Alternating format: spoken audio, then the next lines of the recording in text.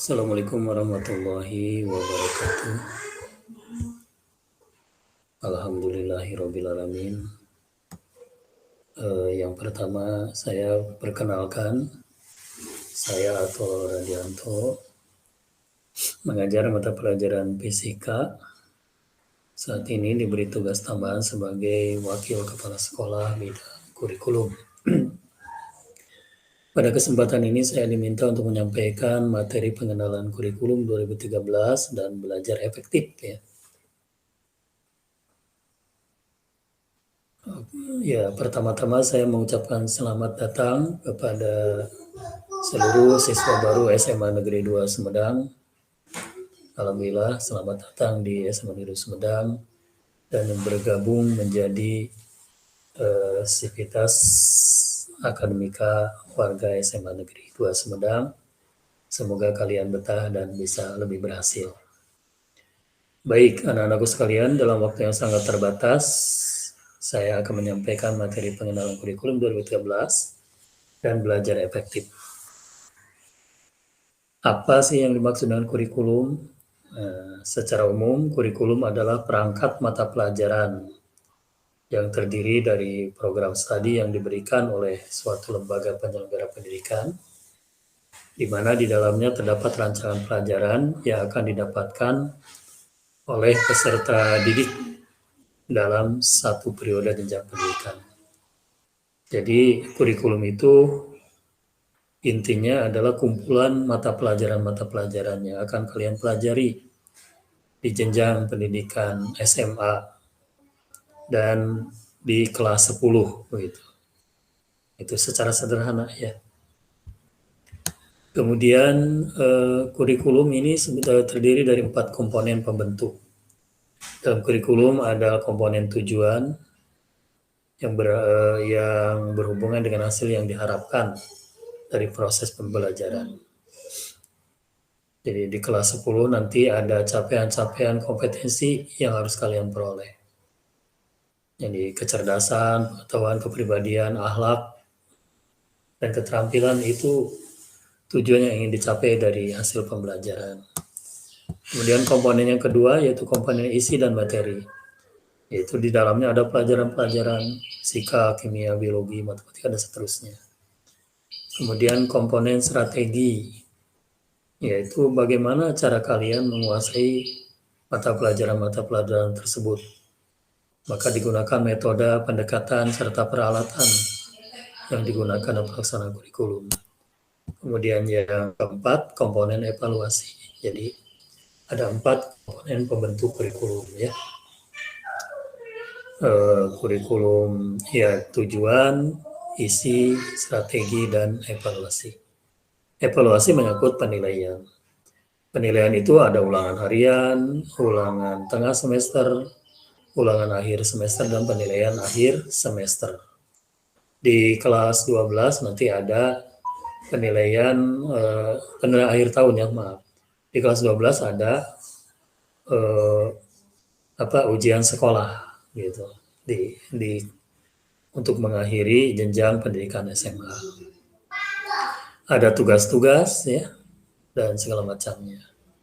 Jadi penilaian menyangkut 3 hal, penilaian pengetahuan, keterampilan, dan penilaian sikap.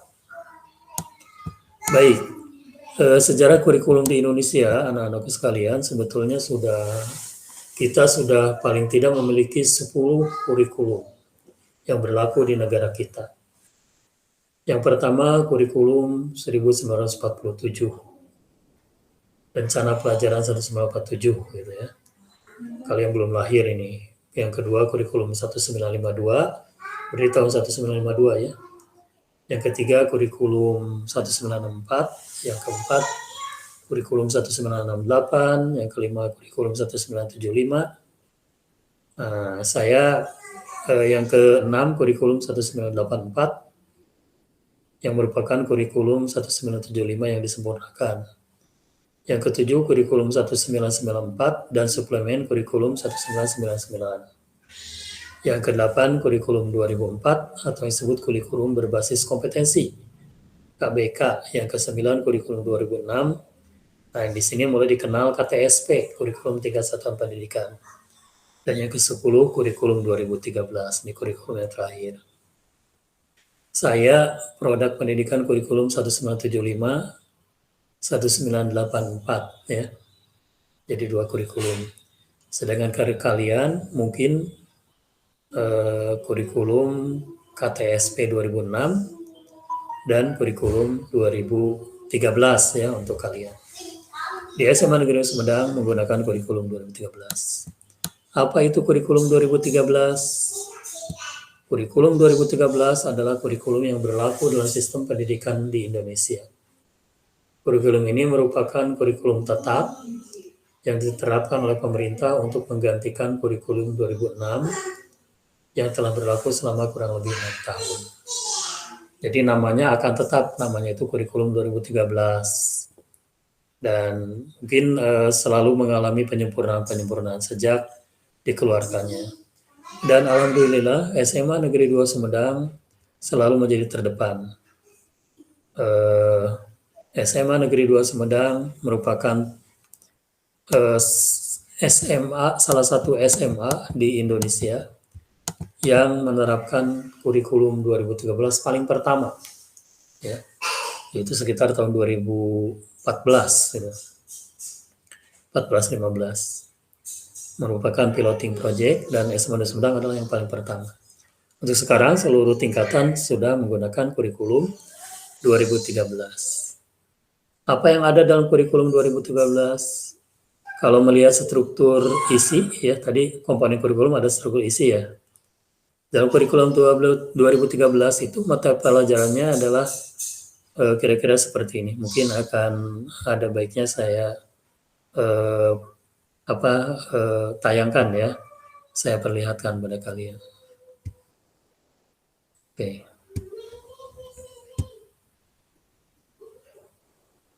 Nah, dalam kurikulum 2013, nah ini struktur kurikulum yang akan kalian pelajari di kelas 10, baik semester 1 maupun semester 2. Jadi dalam kurikulum 2013 memuat kelompok A, yaitu mata pelajaran wajib namanya. Ini ada 6. Artinya baik jurusan IPA atau MIPA maupun jurusan IPS, semua mempelajari yang 6 pelajaran ini, yaitu pendidikan agama budi pekerti, PPKN, bahasa Indonesia, matematika, sejarah Indonesia, dan bahasa Inggris. Nah ini jumlah jamnya ya dalam 1 minggu. 3 jam artinya dalam 1 minggu ada 3 jam. 2 jam dalam 1 minggu 2 jam. 4 jam dalam 1 minggu berarti 4 jam pelajaran. Begitu ya.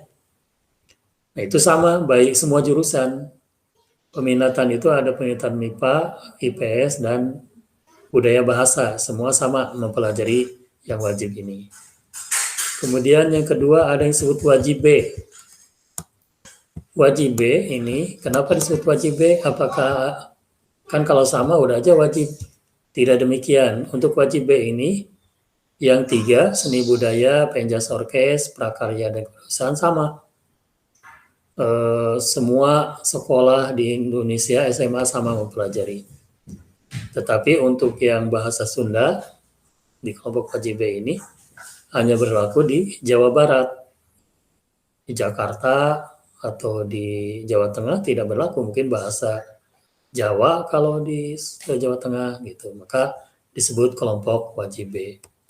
Seni budaya juga berbeda-beda, mungkin ada yang seni musik, seni rupa, dan segala macamnya, gitu ya. Termasuk prakarya dan kewirausahaan. Jadi yang 3 ini wajib ada semuanya. Yang keempatnya ini di Indonesia untuk bahasa Sunda hanya di Jawa Barat. Kemudian yang berikutnya ada kelompok C, yaitu kelompok peminatan. Nah inilah yang membedakannya. Kalian nanti yang kelompok MIPA akan belajar mata pelajaran MIPA, yang kelompok IPS akan belajar mata pelajaran IPS. Tetapi yang berbeda, ini bukan jurusan, tapi disebut kelompok. Artinya, di IPA pun dia akan belajar IPS, tapi pelajaran IPS-nya menjadi pilihan atau lintas minat. Di IPS pun akan belajar IPA, tetapi pelajaran IPA-nya menjadi pilihan atau lintas minat namanya. Jadi walaupun kalian kelompok MIPA, mungkin aja belajar geografi, sejarah, bukan sejarah apa, geografi, sosiologi, atau ekonomi. Kalau kalian peminatan IPS, mungkin saja kalian belajar fisika, kimia, biologi, seperti itu ya. Nah, jadi kurikulum 2013 tidak menyebut jurusan sebetulnya, itu kelompok peminatan. Kalau jurusan kan jurusan IPA tidak akan belajar IPS gitu. Maka disebutnya kelompok peminatan. Karena walaupun mengambil MIPA, jurusan IPA lah katakan tegasnya, dia akan belajar IPS. Mengambil jurusan IPS belajar juga IPA. Oke, ini ya struktur kurikulumnya. Dan inilah peminatan. Jadi ada peminatan akademik MIPA. Nah, 4 pelajaran ini di IPA wajib kalian belajar ini. Nah, struktur jamnya hanya 3 jam. Kemudian peminatan IPS juga sama 4 pelajaran ini. Nah, tadi di IPA dia akan memilih 2 pelajaran dari IPS atau dari bahasa. Peminatan bahasa sama ada 4 pelajaran. Hanya di kita hanya hanya membuka 2 peminatan. Peminatan MIPA dan ilmu-ilmu sosial. Nah, jadi nanti kalian kalau mengambil kelompok MIPA harus memilih 2 pelajaran dari sini. Apakah geografi, sejarah, sosiologi, atau ekonomi. 2 dipilih. Kemudian kalau dari kelompok IPS, milih dari atas 2. Apakah, tapi matematika tidak ya. Jadi pilih apakah biologi, apakah fisika, apakah kimia, gitu 2. Di IPS pun, itu di IPS, kalau yang peminatan IPA milihnya hanya geografi, sosiologi, atau ekonomi, gitu ya. Milih 2. Jumlah total jam di kelas 10 itu 44 jam dalam 1 minggu ya. Jumlah jamnya. Kalau ya 68 jumlah yang tersedia. Nah, itu kira-kira gambaran tentang kurikulum di SMA Negeri 2 Sumedang yang akan kalian pelajari nanti. Baik, anak-anakku sekalian, mungkin karena waktunya sangat terbatas, mungkin hanya sekitar 10 menit, 20 menit ya. Saya akan lanjutkan saja bagaimana strategi belajar kalian di SMA Negeri Sumedang, khususnya agar efektif dalam belajar. Oke. Pembelajaran itu menyangkut 3 hal ya. Yaitu pembelajaran itu dimaksudkan untuk mencapai ketuntasan di pengetahuan, keterampilan, dan sikap. Jadi 3 hal itu. Pengetahuan artinya mengukur kemampuan kalian atau kemampuan peserta didik dalam memahami, mengetahui, menguasai gitu ya, setiap kompetensi dasar begitu. Jadi nanti ada yang disebut kompetensi dasar. Nah, itu harus dikuasai untuk bisa lulus atau tuntas. Sedangkan keterampilan adalah ukuran bagaimana peserta didik mampu menggunakan pengetahuan untuk keterampilannya. Bisa keterampilan menyaji, unjuk kerja, berpidato, dan segala macamnya. Sedangkan sikap adalah penilaian sikap spiritual dan sikap sosial. Bagaimana kalian berkomunikasi antar teman, bekerja sama itu dinilai. Bagaimana kalian melaksanakan ibadah, sopan santun selama pembelajaran itu juga dinilai. Jadi ada 3 penilaian ya yang kalian lakukan. Bagaimana supaya penilaian itu efektif? Oke ya. Supaya pembelajaran kalian efektif. Di sini paling tidak ada 7 cara belajar yang efektif dan efisien. Yang pertama, kalau kalian untuk bisa sukses dalam belajar di SMA Negeri Sumedang khususnya, kalian harus membuat suasana belajar itu nyaman. Nyaman ya. Ada banyak cara untuk supaya mood belajar kalian muncul. Bisa belajar, ini beda-beda ya. Beberapa siswa saya ada yang kalau belajar itu dia harus sambil mendengarkan musik, nggak apa-apa. Yang penting masuk kan. Nah itu, jadi suasana belajar yang nyaman. Ada juga belajar itu siswa yang kalau belajar itu harus di tempat yang sunyi, tidak ada orang lain. Mungkin harus menyepi di pegunungan, di kebun, dan segala macam. Silakan. Ada juga yang belajar itu pinginnya di pinggir danau, di taman, atau di ruangan ber-AC. Tapi jangan di ATM ya, ATM ruangan ber-AC. Nanti mengganggu yang lain yang mau ngambil uang. Nah itu silakan. Jadi pertama untuk efektif itu, carilah suasana belajar yang nyaman. Yang kedua, strategi kalian dalam belajar di SMA Sumedang supaya efektif. Materi pelajaran itu sangat padat. Buku di perpustakaan juga banyak, di internet juga ada, dari guru-gurunya juga ada. Maka kalian harus mampu merangkum pokok pembelajaran. Jadi ambil intisari dari setiap pelajaran yang kalian terima. Ya, ambil intisarinya saja. Dari satu bab mungkin jadi 2 atau 3 kalimat. Yang kalau kalian ingat 2 atau 3 kalimat itu, satu bab itu terkuasai, gitu ya. Jadi ambil pokoknya saja. Untuk materi-materi yang bersifat hitungan, fisika, kimia, matematika, ambil rumus-rumus intinya saja. Yang dengan menguasai rumus inti itu kalian akan menguasai seluruh rumus dan strateginya adalah banyak berlatih. Strategi apa yang ketiga untuk belajar efektif adalah belajar bersama. Belajar bersama ini juga sangat efektif karena boleh jadi kalian tidak kurang mengerti yang dijelaskan oleh guru, maka bisa bertanya ke teman yang lebih menguasai.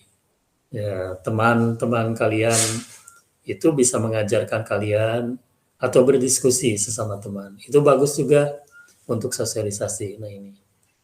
Kemudian strategi yang keempat supaya belajar itu hasilnya efektif adalah mencoba mempersingkat atau memodifikasi. Nah ini cocok untuk pelajaran-pelajaran IPS. Pelajaran IPS biasanya ada definisi yang harus diingat ya, ada urutan-urutan materi yang harus diingat, faktor-faktor dan segala macam nama-nama yang harus diingat. Maka untuk memudahkan ingatan kalian, buatlah kalimat-kalimat yang mudah. Misalkan namanya ini memang jembatan keledai namanya ya. Misalkan untuk mengingat apa ya? Mengingat nama-nama planet kalau dalam fisika ya. Merkurius, Venus, Bumi, Mars dan seterusnya. Nah, buatlah kalimat-kalimat. Merkurius misalkan ambil M-nya. Venus ambil P-nya. Mars ambil M-nya. Jadi untuk ingat nama-nama planet, MPM misalkan. Yang kalian ingatnya MPM. MPM berarti Merkurius, Venus, Mars. Itu ya, Bumi misalnya. MPMB, MPMB dan segala macamnya. Itu dibuat kalimat-kalimat seperti itu. Kemudian yang kelima, belajar dengan praktek. Nah, ini cocok untuk mata pelajaran IPA, fisika, kimia, biologi. Belajar dengan praktek. Ketika guru menjelaskan, misalkan satu materi, kemudian berikan soal, praktekkan langsung mengerjakan soal. Kalau dalam pelajaran biologi, misalkan mempelajari tentang botani atau vertebrata, langsung praktek. Mengenal tumbuh-tumbuhan langsung. Di kebun sekolah ada, di sekitar rumah kalian ada kebun, amati dan segala macamnya. Itu akan lebih asik dan lebih efektif. Kemudian keenam, belajar rutin dan jangan lama. Biasanya kalian jangan membiasakan kalau mau ulangan, ini mau ulangan besok nih. Kita full belajar seharian. Habis sampai lelah, besoknya mau ulangan, akhirnya ngantuk, apa yang sudah dihafal lupa. Jadi belajar yang efektif itu ternyata belajarnya rutin, terus-menerus, dan tidak terlalu lama. Mungkin 10 menit belajar, udah tinggalkan. Kalian lakukan aktivitas mau olahraga atau apa. Nanti lanjut lagi 10 menit kemudian belajar lagi. Itu justru yang efektif. Kalau menurut penelitian katanya kalau pagi hari itu sekitar 45 menit efektif belajar itu. 45 menit pagi-pagi ini habis sholat subuh kalau umat Islam ya.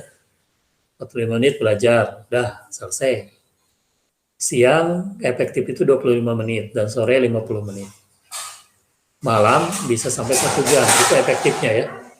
Jadi tidak disarankan belajar itu ngaduk-duk jam 8 ke jam 12, nah itu akan kelelahan. Cukup aja, pagi-pagi kalau kalian biasa belajarnya, ambil suasana yang mood kalian. Oh, mood saya itu pagi-pagi, ini setelah sholat subuh. Ambil aja 45 menit pagi-pagi belajar. Tapi terus-menerus, bukan kalau mau ulangan baru belajar. Siang cukup 25 menit, sore cukup 50 menit, malam cukup 1 jam.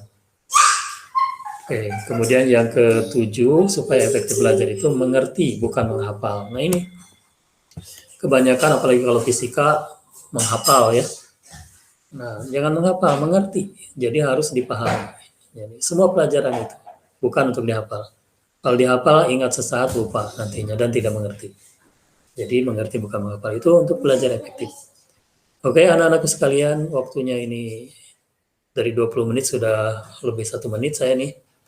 Tapi bagaimana belajar di SMA 2 Sumedang di musim pandemi? Tentu saja kita karena masih musim pandemi tidak akan belajar tatap muka untuk di awal-awal ini. Akan belajar secara jarak jauh atau menggunakan aplikasi jarak jauh. Nah, di SMA 2 Sumedang nanti mungkin akan dipelajari, belajar itu akan di awal akan menggunakan classroom ya. Nih, classroom. Kira-kira classroom itu seperti ini nih, saya perlihatkan kepada kalian. Mudah-mudahan di SMP kalian sudah menggunakan juga ya. Classroom. Nah, seperti ini. Nanti kalian harus memiliki HP atau laptop ini ya. Jadi misalkan saya mengajar di 10 MIPA 1, maka nanti akan muncul tampilan-tampilan seperti ini. Saya mengajar di 12 IPA 1, 2, 3, MIPA 1, 2, 3, untuk tiap kelas. Nanti kalian akan tergabung ke kelas-kelas seperti ini. Tinggal diklik, nanti saya memberikan materi di sini, materi-materi fisika yang harus dipelajari, absen juga di sini, dan seterusnya ya. Jadi itu pembelajaran di musim pandemi, kira-kira akan seperti itu. Ya, kira-kira akan seperti ini. Kemudian selanjutnya juga sekolah sudah menyiapkan aplikasi khusus yang disebut unit kegiatan belajar mandiri. Tapi ini ke depannya ya. Ke depannya akan kita, mungkin tidak akan di awal sekarang, karena perlu dikenalkan dulu. Tapi kalau classroom ini namanya classroom tampilan ini. Mungkin akan dipelajari dari sekarang. Nah, ini tampilannya seperti ini. Ini unit kegiatan belajar mandiri. Ini nama saya nih. Saya mengajar di kelas, saya mengajar fisika kelas 10, 1, 2, 10, untuk sekarang 10, 4, 5, 6. Kemudian di kelas 12 juga mengajar 3 kelas ya. Kira-kira seperti itu. Oke, saya kira apa namanya itu cukup ya. Saya kira. Karena waktunya sangat terbatas, hanya 20 menit saja, saya sudah lewat 4 menit ini. Terima kasih atas perhatiannya. Sekali lagi selamat datang di SMA Negeri 2 Sumedang. Semoga kalian betah dan sukses ya. Mudah-mudahan pandemi pun cepat berlalu dan kita bisa belajar secara offline di sekolah. Terima kasih. Assalamualaikum warahmatullahi wabarakatuh.